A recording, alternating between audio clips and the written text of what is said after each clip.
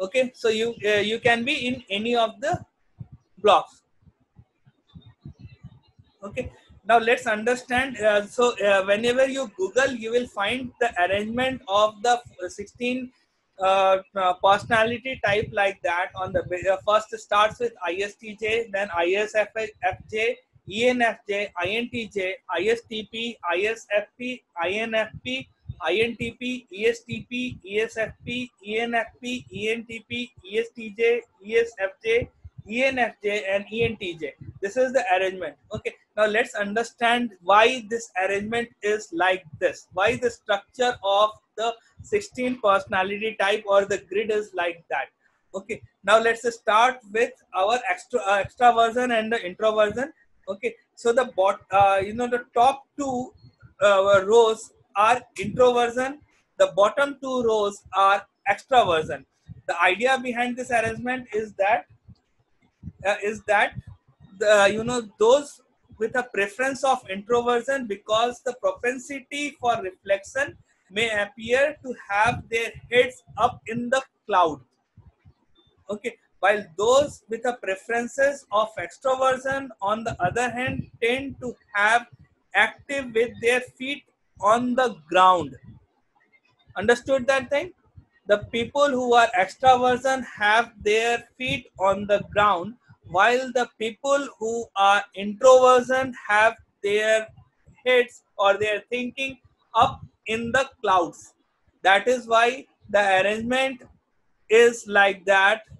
The top four, the upper part of the MBTI grid or the 16 type grid is that the upper part is dedicated to introverted, because the people who are introverted have got their heads up in the sky, while the extroverted are put on the lower side because they have their feet on the ground. Now let's talk about the other part, that is what we call as the sensing and about the intuition. Okay, so if you understand about the working of the mind, okay, so the people who works more with their more imaginative, they use the left part of their brain, and those who are into more of an analytical kind of thing, they use the right part of their brain. That is why the sensing is on the right side, and the the sorry, just opposite. I told you, actually I was just confused with the email. Okay, so basically the intuition is on the right side and sensing is on the left side, depending upon the structure of the brain, which part of the brain we use for which. Okay, now after that we are basically using the feeling and the thinking. So feeling is basically inside ourselves. Okay, so and the thinking is on the basis of the outside. So whatever, when we say that we feel something, we feel from our heart, right? Okay, and we think from our head. So heart is, it is usually said that we feel from our within or within our soul. Okay, that is why the feeling is inside part of the structure, and thinking are on the outer edges. Okay, similarly perceiving is on the inside and judging is on the outside, depending upon the characteristic. Okay, the next part is basically about understanding the order of preferences of the MBTI. Okay, so the four letter that has formed with the complex interaction of the relationship, we call this as dynamics. Basically, this is about understanding of the dynamics of how that things takes place. Every person with some preferences over the other, and sometimes it is very difficult to predict the order in which they are going to be used and developed. Okay, so even the person, if the person is, say for example, ESTJ, okay, so there will be a dominant, an auxiliary, and tertiary and inferior. I will come to the definitions of the order of the preferences. So even if the person is extroverted, even the person is sensing, even the person is into thinking or judging, he will be, or he or she will be using one characteristic at a time out of these four preferences. Okay, out of this four characteristics, those on the basis of extroversion, introversion. So depending upon that, so one of them of the four will be basically what we call as the dominant, and second auxiliary, tertiary, inferior. I will come to that and explain the order of the preferences. That is what we call as the order of preferences. So even in your personality type, whatever the personality type you have got, one of the function out of those first four personality type will be dominant, other will be auxiliary, tertiary, and inferior. Okay, there is an matrix structure behind the dominant, auxiliary, and tertiary and the inferior function. I'll come to that and explain. Once the order of preferences is discussed and you got the order of preferences clear, you can understand the dynamics behind the MBTI. So there are many people who have been criticizing MBTI for that. Once you understand the order of preferences and the dynamics behind that, the things will be more clearer. So every person have some preferences over the other, and sometimes it's very difficult to predict the order in which they are going to be used and developed, and mostly it is very difficult to figure out how individuals are going to use them. However, if you understand the dynamics and the order of preferences, there tends to be an order that is generally used by each personality type. Okay, uh, uh, personality type of first order of preferences is known as the dominant dominant in the order of preferences.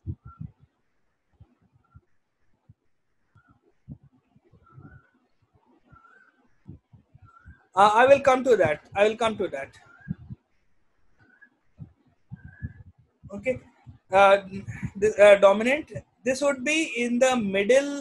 This would be in the middle of two preferences. That is sensing and intuition. Sensing, intuition, and thinking and feeling.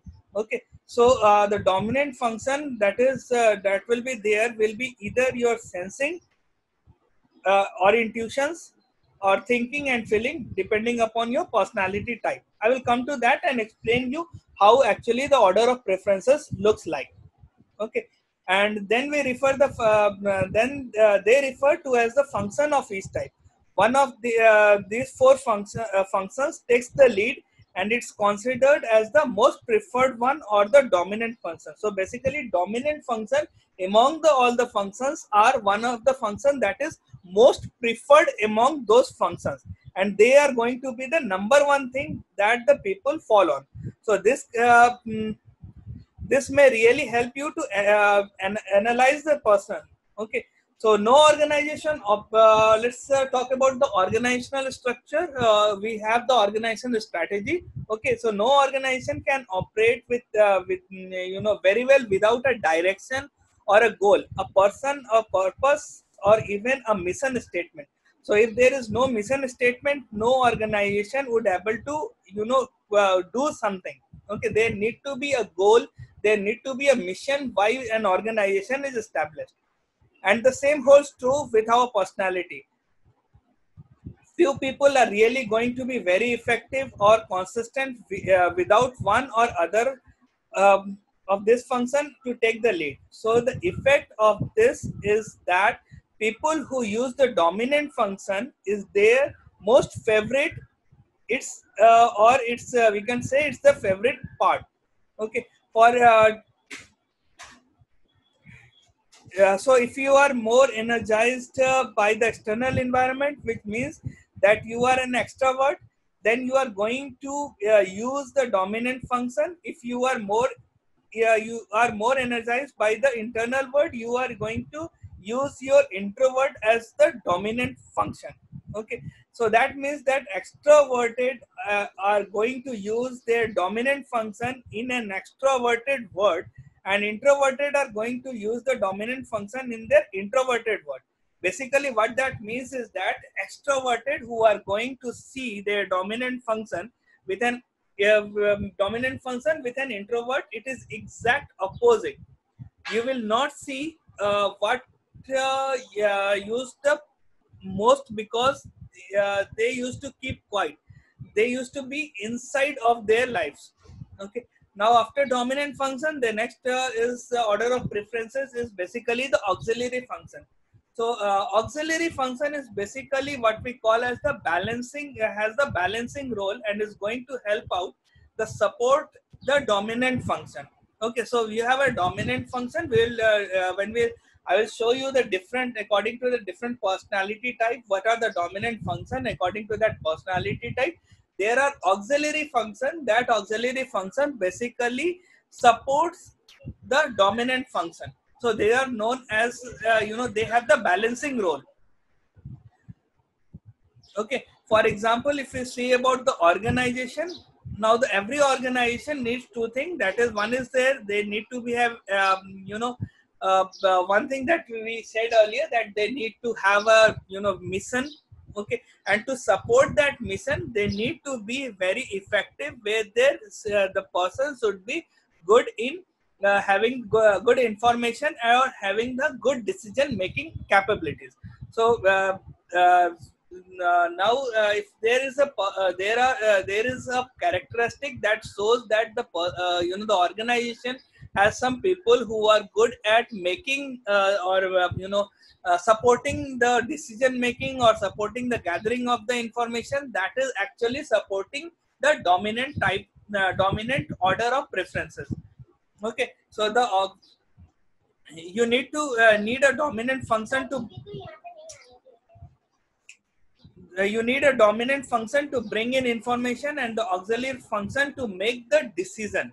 Okay, so let's look at little more at the balance. Let's look into a more of the balancing role. The auxiliary function is going to help them provide the balancing to the personality. So when we say that the dominant role is, say for example, thinking. Okay, so the auxiliary function will be giving the the dominant function a support, more support to, so that the dominant function becomes more dominant. Okay, the auxiliary function is tends to be extroverted when the dominant function is going to be introverted. So most of the time it is seen that the dominant function when you see the scale from extraversion to introversion. Okay, so the dominant function, if it is extraversion, okay, it may not be, depending upon the personality type, on the basis of the order of preferences it can be.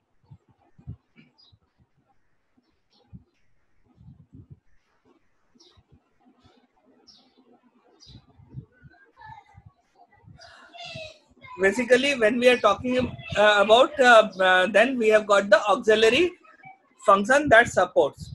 Okay, so a tertiary function is going to be the third function in the person that the person relies upon. Okay, this is going to be the opposite of the auxiliary function, and this function does not show up in the type code, but it is used by everyone. Okay, so when we are talking about the type code, say for example you are either a person called sensing or intuitive. Okay, so intuitive is not shown when you are sensing. Okay, but it is basically the tertiary the structure, and on the basis of that tertiary structure it actually helps it's not reflected in the type personality, but at the same time this particular tertiary function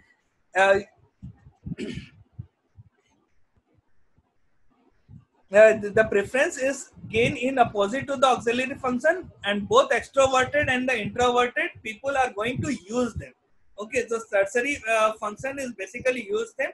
So let's say if you have you are an ESTJ, their tertiary function is going to be intuitive.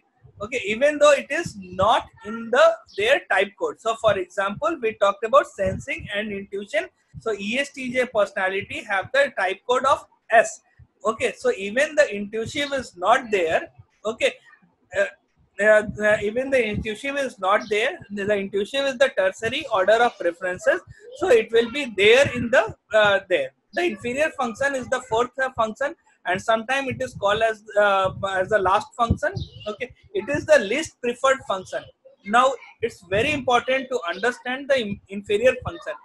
it is just opposite to the dominant function. So if the dominant function is extroverted, the inferior function will be basically introverted, and vice versa.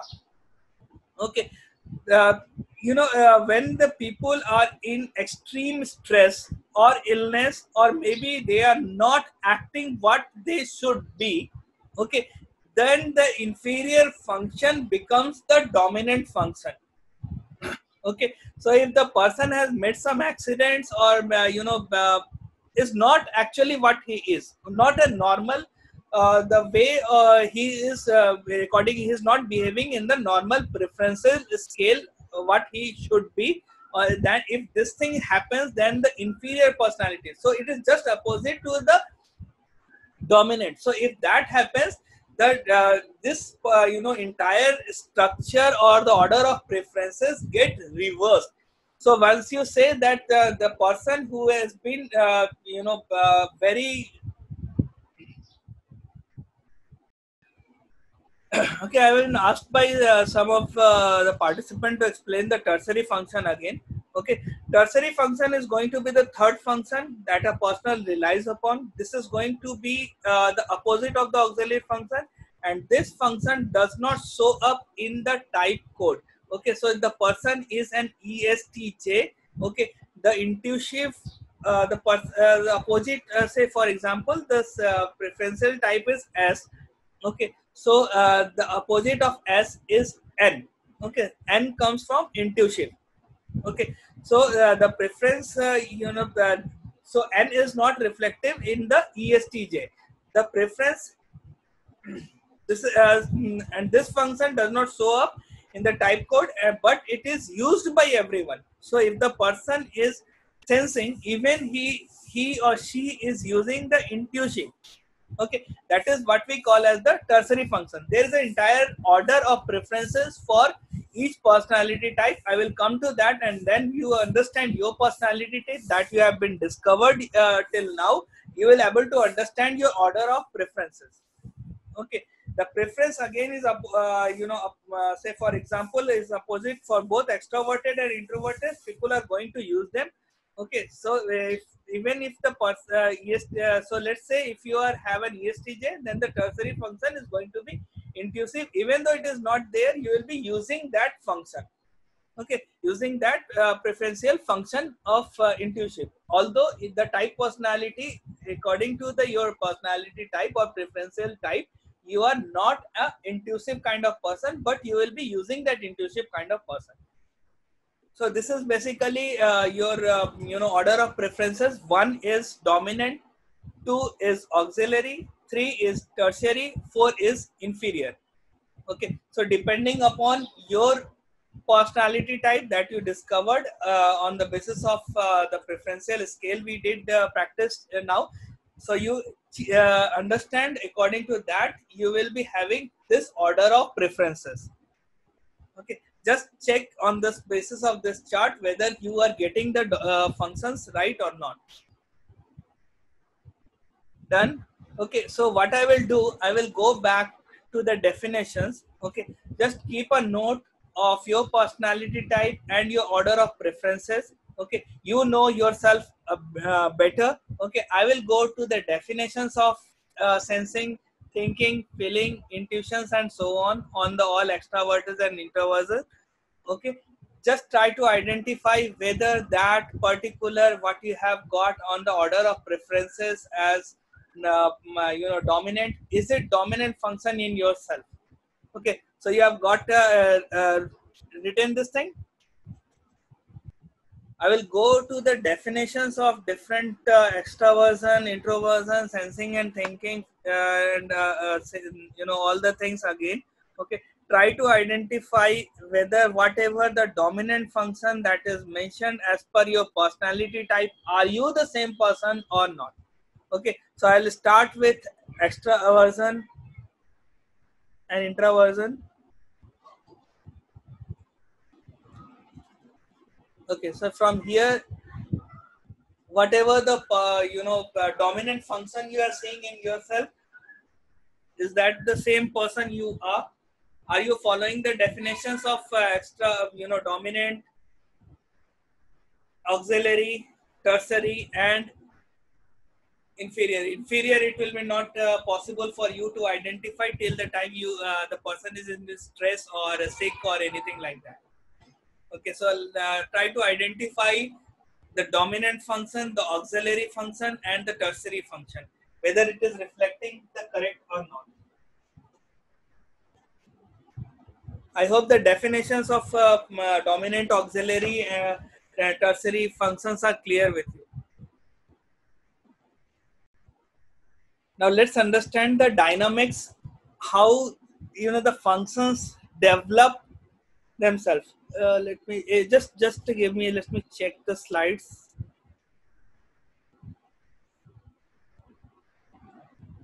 Okay, I'll send it this. The dominant auxiliary functions are also there, shown in a much clearer fashion.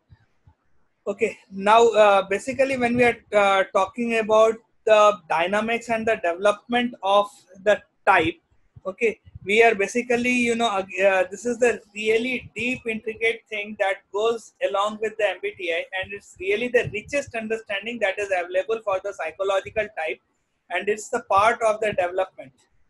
Okay, and this is how we can use our dynamics and develop each our preferences within our type as our type dynamics. This is what we also know, call them as the type dynamics. So these are the ways in which you can really see how dynamics adds value to the understanding of ourselves and other. So the dynamics really identifies the type of the dominant function. So a dominant function and its orientation in the dominant function is the person's central core. Okay, so when we are talking about that, if you have particular personality type, there will be some some part of the entire personality type that will be most dominant. So basically the dominant personality is basically what we call as is that it will be basically the person's central core. Okay, it's more important and most used part. It is also tend to be the basics of the motivation and for endeavor. So let's take an example of a dominant introvert sensing type. Basically, what we are talking about the ISTJ and ISFJ. They are the storehouse of the internal data about their experiences in the world, and their realistic, practical information is going to be the fresh, complete, and ready for retrieval. Now, if you look at the dominant extrovert and the sensing type, they are going to be, they will going to reveal a different in the present moment. They love to be in the present, and they actively interact with other people. Now, remember that we gave you the table of preferences. This one. Okay, in which there is a dominant and the auxiliary, and then even the less preferred function. Other way that the dynamics add values in that is clearly that the balancing takes place. So there is actually very important that the MBTI type auxiliary function is going to give us the balance that we need. Okay, let me see. Yeah, so we have got the balancing. So if the dominant function is S or N, then the auxiliary function is T or F. If the dominant function is T or F, then the auxiliary function is S or N. Okay, if the dominant function is E, auxiliary is introverted. If the dominant is I, the auxiliary is extroverted. Okay, so again this goes back to the the part where we were talking about the dominant function. And remember, if your dominant function is introverted, that means that you, although you see use it as the most what you show to the world is not about the dominant function, but more you are the auxiliary function. Okay, so we then we it's basically to uh, it depends upon how actually we communicate, and it's also give us the clarify our communication style.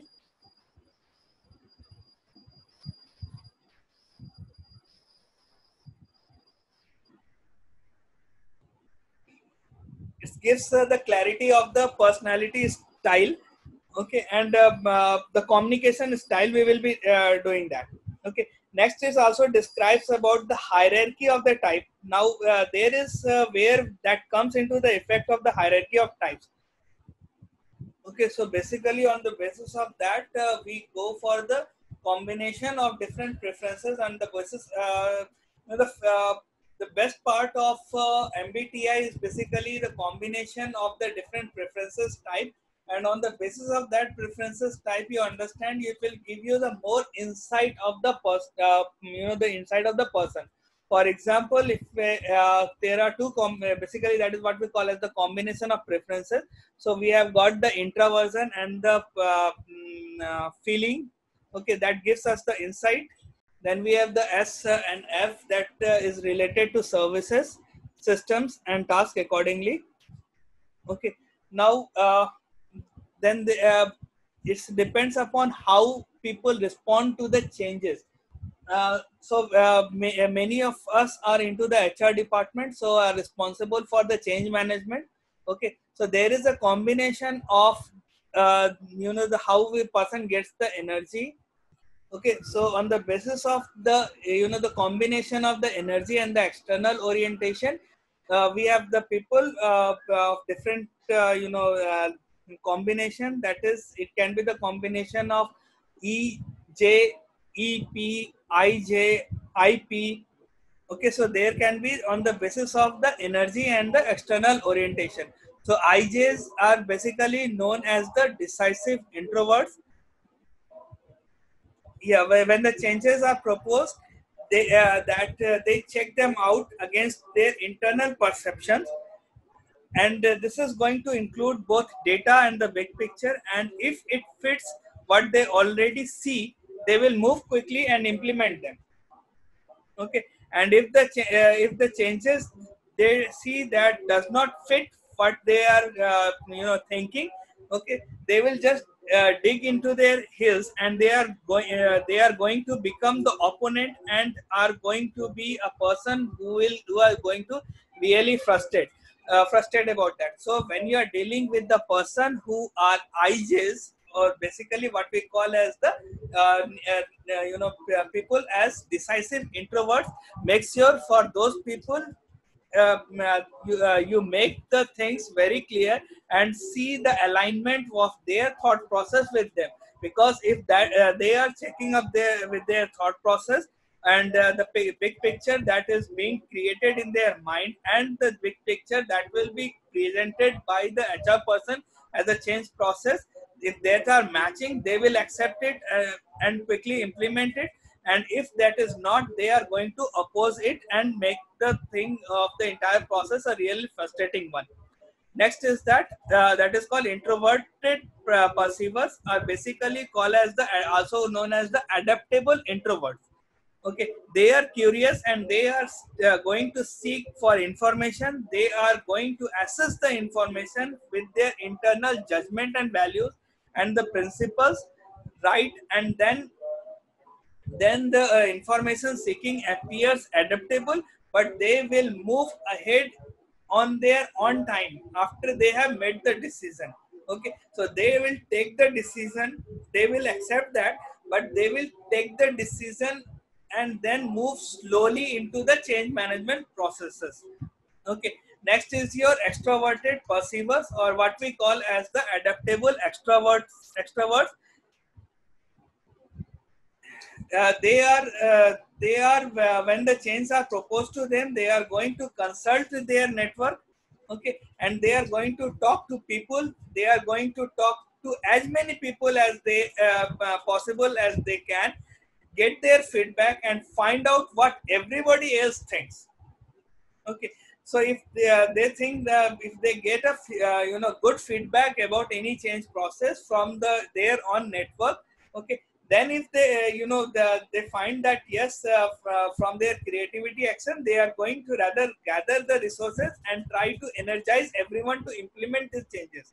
Okay, they are a great instigators, and when it comes to moving forward to the change.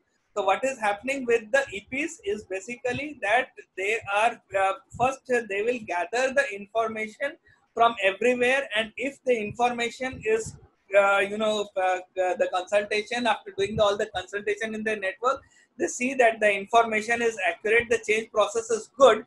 Okay, they will do whatever the process possible, and gather all the resources to implement that, energize other people to get the thing implemented. Okay, the next is your EJs or the extroverted judges. They are basically called as the decisive extroverts. So when the changes are proposed, they are going to apply their judgment with their logic and the values. They are going to question each and everything before they get it implemented. And once they are satisfied, they are going to move quickly to plan and organize and even implement the changes. But they will be using the logics.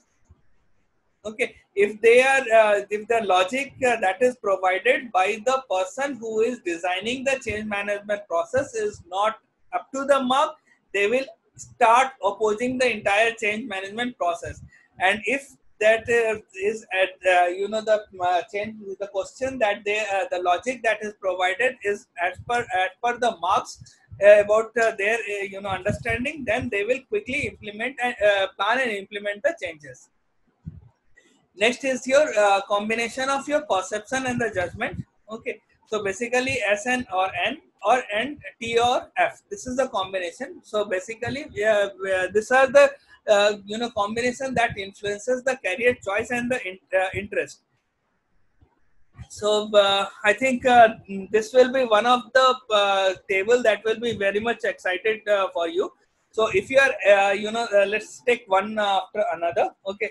So if you are an ST, okay, that is the first one in the column.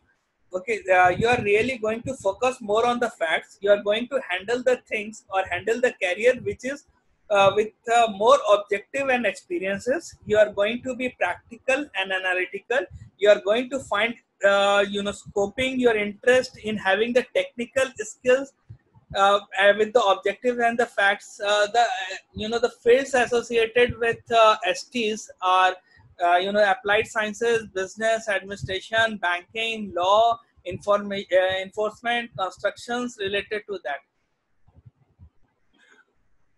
Okay, I want to add one thing here is that if you are an ST or SF or NF or NT, don't think that the examples is that say for example if you if you are an ESTJ, so your combination is ST, and the combination preferred to be for HR is NF. You cannot be an HR.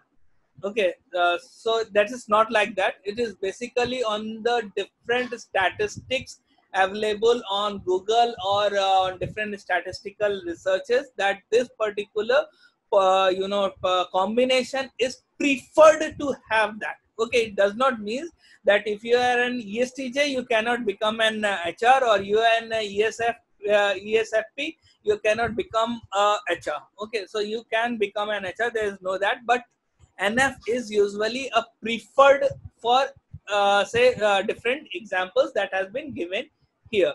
Okay, so let's come to SF. Okay, so SF are like to focus on facts, but they handle the facts by applying personal warmth and concern. So see the word called F there. Okay, so I told you whenever the word called F is coming up, it is basically when we are talking about the harmony piece. Okay, so there will be the harmony. So the word related to harmony again is warmth, concern. These are the words related to harmony. So that is the way the SF people used to handle the facts. Okay, they focus on the facts, but they are handled by the warmth and the concern. Okay, they become very sympathetic and friendly, and they are basically more interested into practical help and service to the people. So whenever we the word called harmony, warmth, concern is that, the interest by default becomes practical or helping or serving to the people. The examples for this is basically your healthcare services, teaching, being religious sales are the functions that are more integrated into the SF personality. Next is your NF. NF looks on the possibilities for the future orientation and goes along with the intuition sides. Okay, they like to look at the people's potential. They are insightful and they are enthusiastic.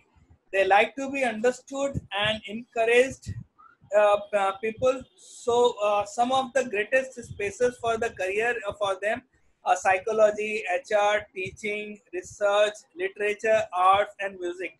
So by by characteristic, or their interest is into more into that. For example, my personality type, I will tell you that my personality type is a combination of ST and SF, lying on that. So still I love to be into the HR. Okay, now next personality type is your NT. Okay, they are future oriented and they like things that are possibilities, and they are going to handle those possibilities by applying their theoretical concepts and then even their systems. They are logical, analytical. They love theory. They love technical framework. So most of the person into physical sciences, research, management, computers, law, engineering, they are more coming into the anti combination of perception and judging. Okay, so next look at the next combination, that is energy and perception. That is one first is called your IS. Okay, so how the information is being used. We talked about how the information is collected and how the energy is being collected. Energy is where they are getting from the energy. Okay, now how the information is used. There are four vertical on that. That is IS, IN, ES, and EN. Okay, so if you are in IS, it is basically called as the interruptive sensor.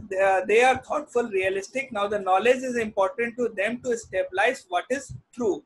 Okay, in case of IN, they are thoughtful innovators. Knowledge is important for its own sake.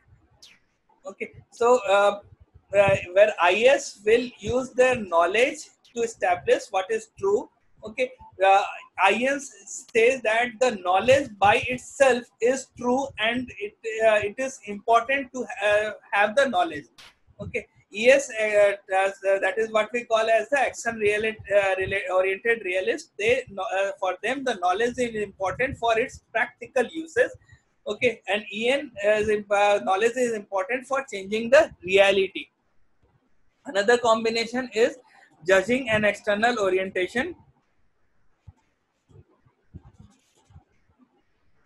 Okay, the first of them is the TJ, that is the logical decision makers. They are analytical, decisive leaders.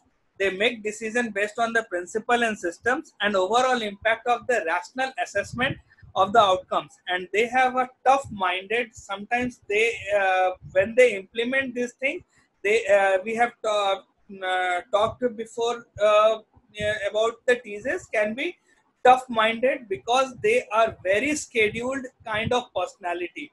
They are effective implementer, especially also we see that but only if they really respect their leaders.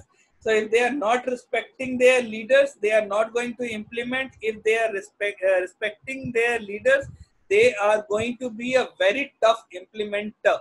Okay, so that is their leadership and management and the followers style. Okay, TP is basically what we call as the adaptable problem solver. They like to be led by the examples.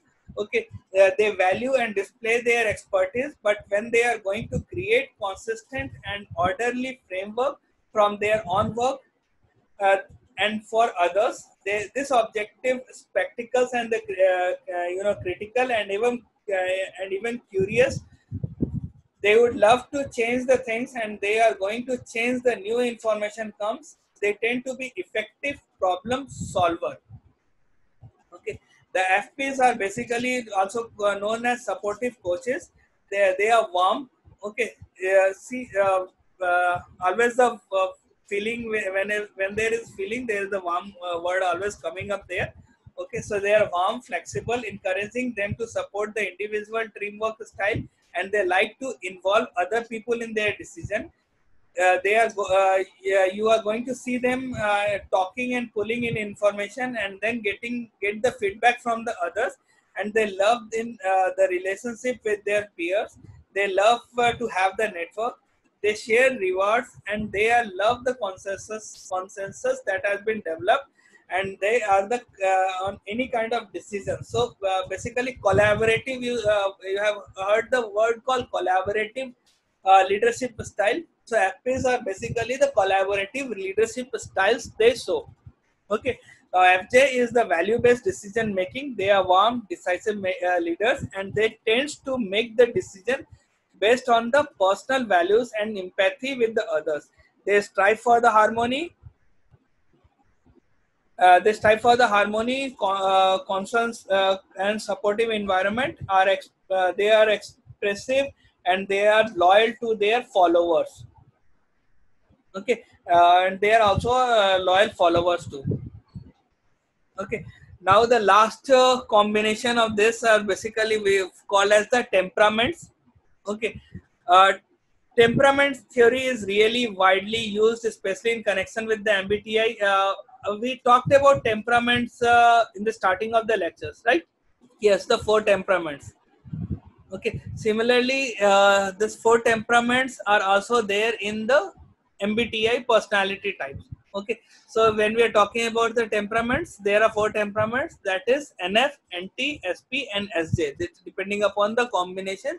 There are idealist, rationals, artisans, and guardians.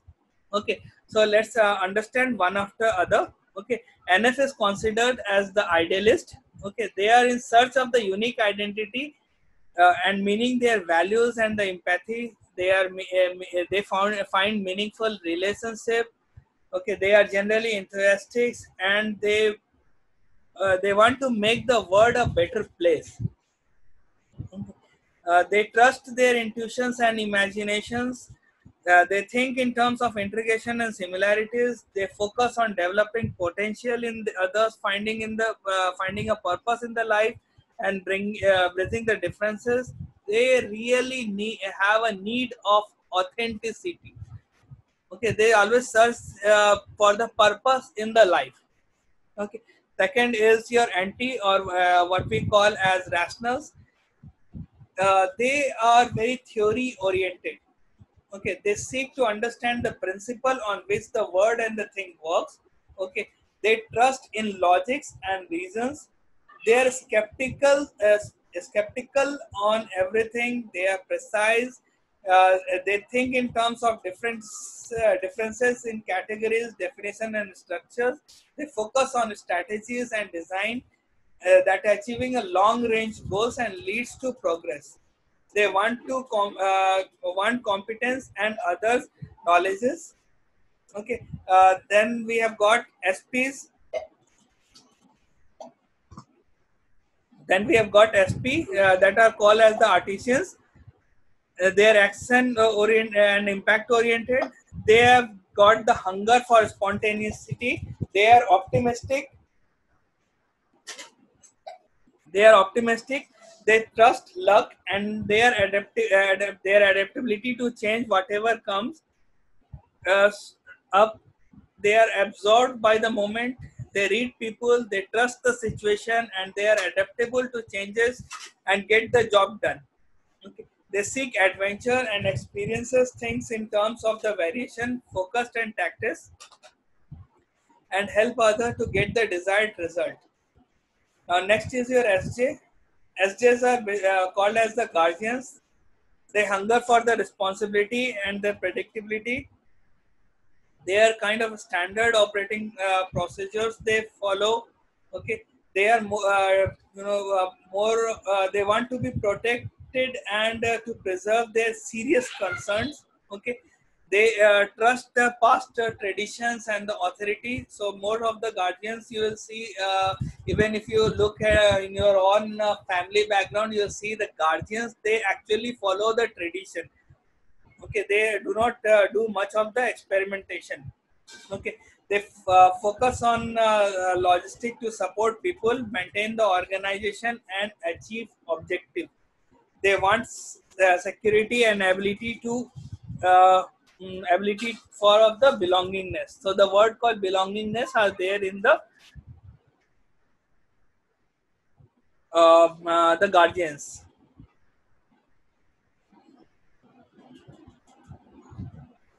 Okay, so clear till now. We will be going into the different opposing personality as till now.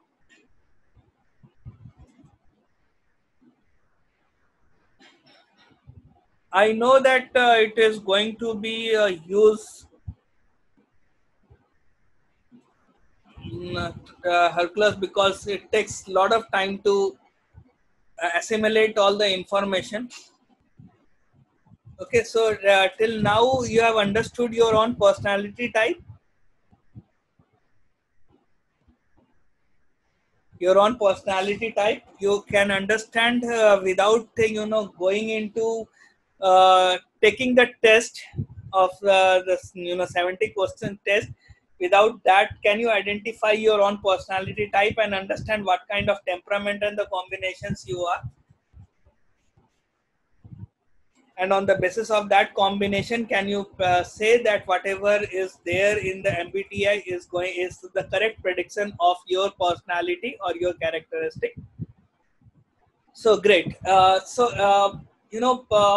Whenever I have been working with MBTI, I have always been asked what is the opposite of my personality type. Okay, so whatever the personality type is, that is why I asked you to write in private to me that so that your personality type let it be confidential only.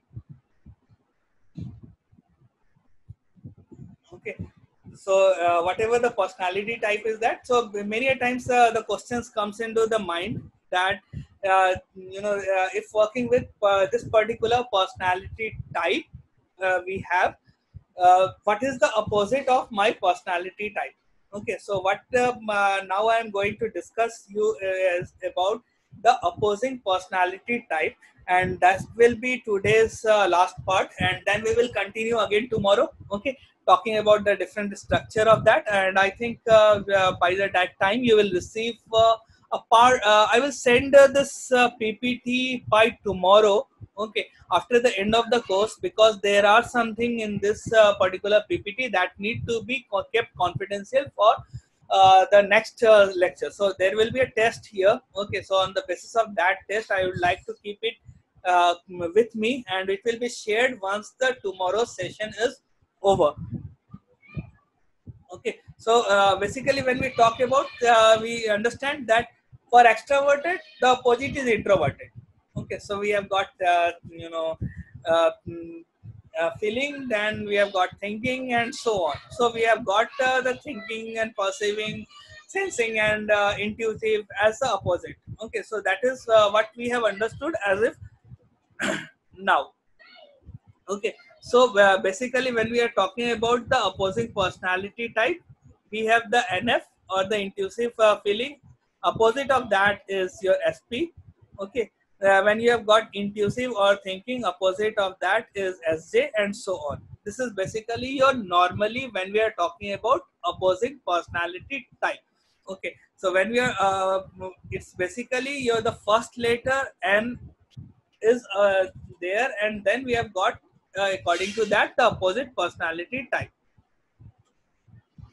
Okay, I will quickly rush through that because I'll not make it basically much of the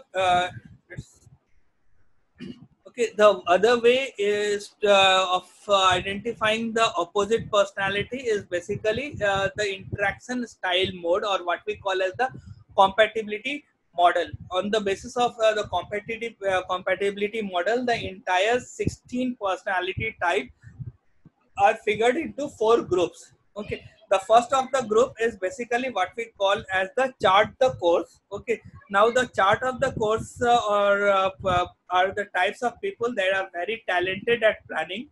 They are going to be going to determine their goals, and they are going to create a very step by step feasible course to able to reach that goal, because that's going to be the purpose, is that they want to attain that goal. They are very analytical and they are conceptual. They are going to shine at being able to foresee the possible obstacles as well as the outgoing. Any good strategies in the variety of the situation, they can chart it out. Okay, so this is what we call as the first group, or the chart the course. Now the next is that we call as the get things going. So the ENFP, ESFP, ENTP, ESFP, they belongs to the group of get the things going. They are the type of the people who are really natural motivators. They are very excited and they can energize people. Okay, and they get the people involved. You see the word called F in many of that part. Okay, the third part, that there is F. Okay, so basically these are the people who get the things going and they involve the people in all the decision making. The third type is basically what we call is that they are the in charge. Okay, and these people are goal oriented, direct, and they are very efficient. They are natural leaders because of their characteristic. That is why the name called in charge is given there. Okay, they tend to be very fast paced and fast decision makers. They are aware of whatever is going to be and need to be corrected and improved. They can sign at just about anything. Okay, so you put them in the pressure, they put them in the emergency situation, to mobilize resources, to mentor, to mentor, to monitor. They are going to shine in there. So this the ENFJ, ENTJ, ESTJ, ESTP, they are basically coming into this group of the people. Okay, the last group of this is basically what we call as the behind the scene. Okay, behind the scene are the people who are usually talented at defining and clarifying and improving different aspects of the project. They are patient, they are reserved, and they prefer to work in the background. So we look that this want to be realized that those who are that are people who have charted the course are actually least compatible with getting these people. So the chart of the people get the things going are least compatible. The in charge, because the in charge are the people who are going to shine. Okay, they will come in front and they will tell you whatever the things are going to happen. Okay, so they are going to take the charge, but the peoples who are grouped under the behind the scene, they are good at execution. They will never come in front. They are not going to shine. So in charge is less compatible with behind the scene. So the people, the people who come in front and start talking, those people will not be compatible with the people who sit in the background and do the things. So the chart of the course and get the things. So they are basically the planners and they are the executors. The planners and the executors do not get along. The in charge and the behind the scene do not get along. So this is the compatibility model. On the basis of the compatibility model, we can understand that these these personality type are not going to be compatible with each other.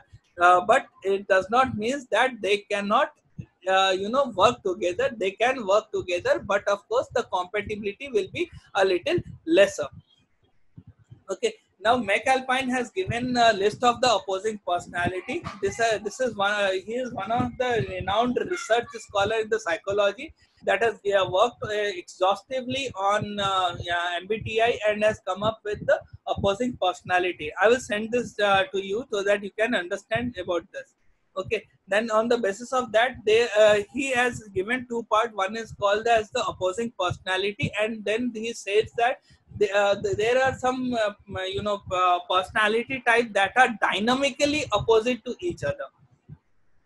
Okay, so many a times we see that there is a group of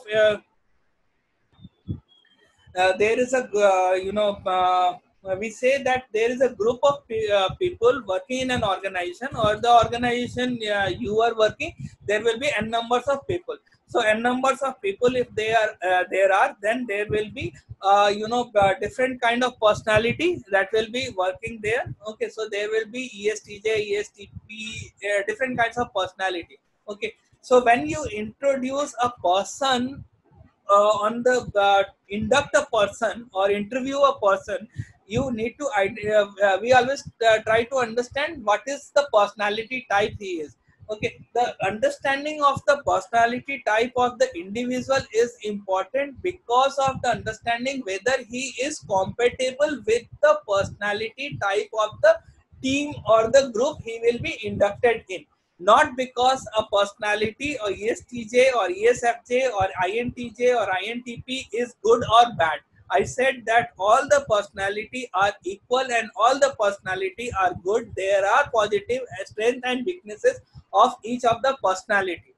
Okay, so when we are working on each and every personality, they are good and that, but when we are working on the compatibility issue of the different personality type, we need to understand the groups, groups personality. This is the way how the groups are calculated. So for example, I have downloaded this image from internet. So we have got 1 2 3 4 5 6 people. So out of these 6 people, we have got one ISFJ, one INTP, 2 person ESFP, one ENTP, and 1 person in ESFJ. Okay, so how many people? How many people are E here? Okay, there are 4 people who are E. There are 4 people who are S. There are 2 people who are T. 2 people who are J. 2 people who are I. 2 people who are N. 4 people who are F. 4 people who are P. So the most frequent is basically your E is most frequent. On the basis of that, your second is that 4 here. Okay, 4 here. Okay, so the most frequent type is becoming the ESFP, and because of the most frequent preferences, the team culture is basically ESFP. So the team, this particular team will be working as the culture will be ESFP. So if I understand the all the personality behavior and identify the person's personality type, it will be easy for me to understand that if say for example, if I come to that ESFP is my personality type. So ESFP, let me search. ESFP is least compatible with ENTP. So if I identify that the person is what we are inducting is ENTP, we know that the ENTP is least compatible with ESFP.